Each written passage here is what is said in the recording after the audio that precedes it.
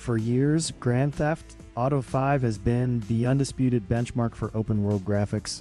Its scale, its detail, its atmosphere are legendary. But does being the king mean it's perfect in every way? Today, we are not looking at a titan. We are looking at a 2017 game from a much smaller team, and we are asking a dangerous question. In certain specific ways, could it possibly be better?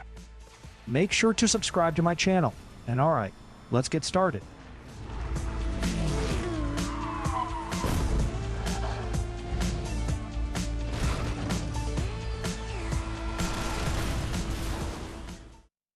Let's start with the underdog's greatest strength, which is called light and clarity. Grand Theft Auto 5's heavy yellowish haze is a deliberate stylistic choice that sells its atmosphere but inherently reduces visual clarity. This game makes a different artistic and technical choice. It opts for a cleaner color palette, significantly reduced atmospheric fog, and a different high dynamic range approach. The result is an exceptionally clear and transparent image. This crisp visual style offers a refreshing change for longtime players who are used to warm yellowish tint. The cool color palette also effectively conveys the chilly climate of Russia, giving the game a distinct visual identity. You might notice this game features a rather uncommon graphics setting. The 150% render resolution option is super sampling anti-aliasing. It's the brute force path to image quality, eliminating jaggies at a tremendous performance cost. This option has become increasingly rare in modern games due to its poor performance trade-off. However, in this game, the difference at 150% resolution scaling is quite subtle, likely because the base texture resolution is already relatively low. Why the game Madout uses FXAA instead of MSAA? The reason isn't just cost, but fundamental compatibility. This game uses deferred rendering for its lights. Performing MSAA on the entire G buffer is prohibitively expensive in terms of memory bandwidth, so FXAA was the only practical choice. Undoubtedly, the game utilizes a combination of screen space reflections and box projected reflections for its reflective surfaces. Another interesting truth is that SSR is tied to the color correction option. This reveals the use of a post-processing stack where effects are bundled into performance presets. What a clever optimization technique!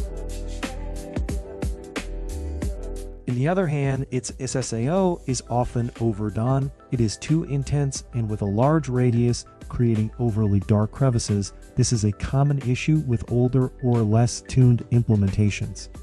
The overdone SSAO under intense lighting looks particularly artificial, as if it were tacked on just for the sake of having it. Almost as though the game is trying to show off its sophisticated graphics effects rather than achieving believable realism. In Madout2, car headlights here illuminate but cast no shadows. In GTA 5, they dynamically paint the environment with light and shadow.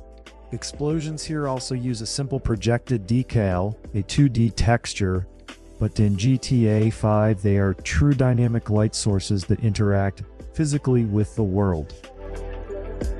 Looking at Madout's lighting, it's clear that the developers put considerable effort into the time of day lighting shaders.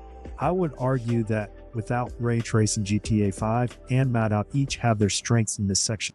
This not only shows how much care a small studio took working with Unity in 2017, but also highlights just how masterful GTA remains in terms of rasterization technique. Similarly, even without ray tracing in GTA, Rockstar still implemented soft shadow technology under the technical constraints of its time. Here, whether for optimization or other reasons, Madout2 did not enable this feature. Implementing this technique wouldn't have been particularly difficult. And it's not hard to see that the developers enabled bloom effects in the lobby. However, during actual gameplay under direct sunlight in the same weather condition, I couldn't detect any active bloom. The PBR reflected materials on the ground correctly received bloom lighting. This is clearly an implementation error. In contrast, GTA 5 with post-FX enabled correctly applies bloom to white materials such as vehicles under similar lighting conditions. The most disappointing aspect is the game's water system. By 2017, animated water was already a well-established technology, but Madout2 clearly cut corners here. It simply used a texture with basic shaders to mimic water rather than implementing a more advanced solution. This approach pales in comparison to the far more realistic and dynamic water seen in GTA 5.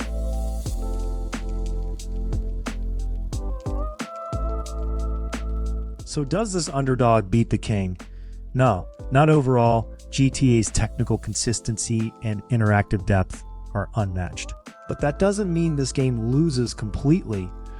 Even when standing next to a giant, its distinctive lighting still stands out impressively. What's more, its driving physics and vehicle damage system can actually compete with GTA's. I didn't mention this in my video since it's a graphics-focused analysis, but the fact that it dares to challenge a titan means it's far from a total defeat, especially considering it was made by a small studio. After all, this was never a completely fair comparison to begin with, but we have talked a lot today and gained plenty of insights, and that's what really matters. I like this game. It feels like rooting for a dark horse. That's all for this video. Don't forget to subscribe, and I'll see you in the next one.